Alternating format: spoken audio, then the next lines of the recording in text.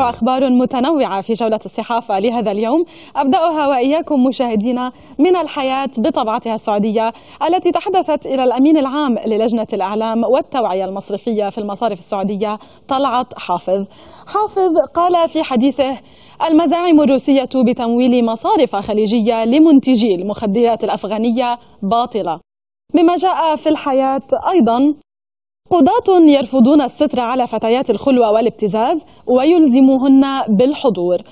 قضاة في المحاكم الشرعية في جدة قرروا عدم الاعتداد بعبارة تم الستر عليها، وهي الجملة الواردة في اللوائح المحالة إلى المحاكم من هيئة التحقيق والادعاء العام في قضايا الخلوة والابتزاز، وتستخدم عادة للدلالة على ستر أي فتاة قبض عليها في خلوة مع شاب أو تعرضت للابتزاز والتهديد من طرف كانت على علاقة به، كما تتيح لهن هذه العبارة عدم المثول شخصيا أمام القضاء. نذهب إلى صحيفة المدينة، وفي عددها اليوم نقرأ عن سرقة 20,000 يورو من منزل لاعب الاتحاد المحترف الكاميروني إمبابي. عنوان آخر في المدينة أيضا: اتجاه لتطبيق عقوبات مالية متدرجة بدلا من الحد الأعلى لغرامات ساهر.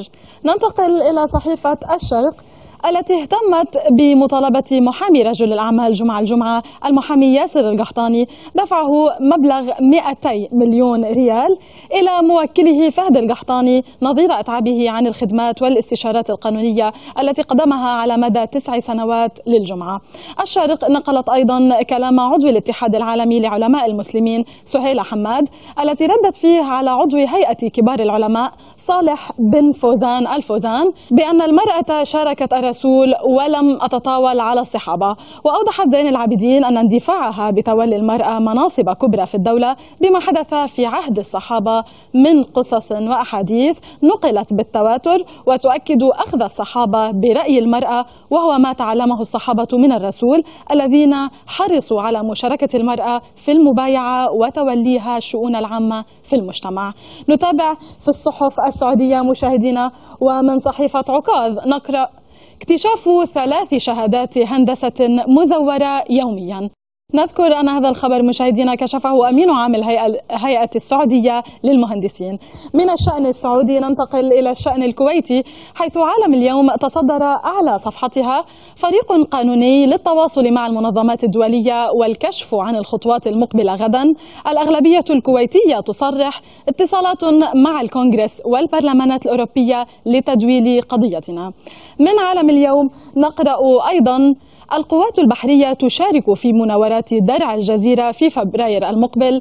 آمر القوة البحرية الأنصاري يصرح: وجود السفينة الباكستانية الأمجير في الكويت ليس ردا على مناورات إيران في منطقة الخليج. نلقي نظرة على أبرز ما جاء في صحيفة القبس الكويتية أيضا.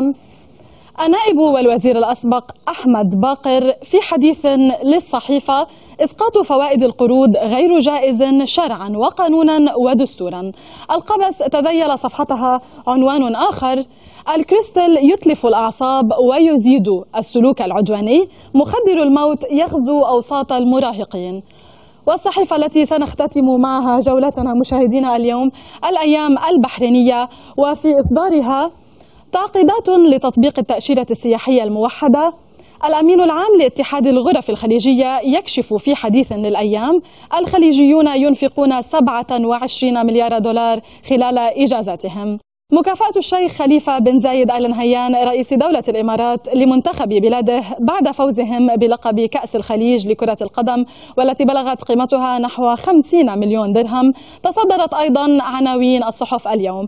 الأيام عنونت الخبر: الملايين تنهال على منتخب الإمارات، وفي الصورة نشاهد الشيخ خليفة مستقبلا أعضاء المنتخب. ختام جولة الصحافة، شكرا للمتابعة.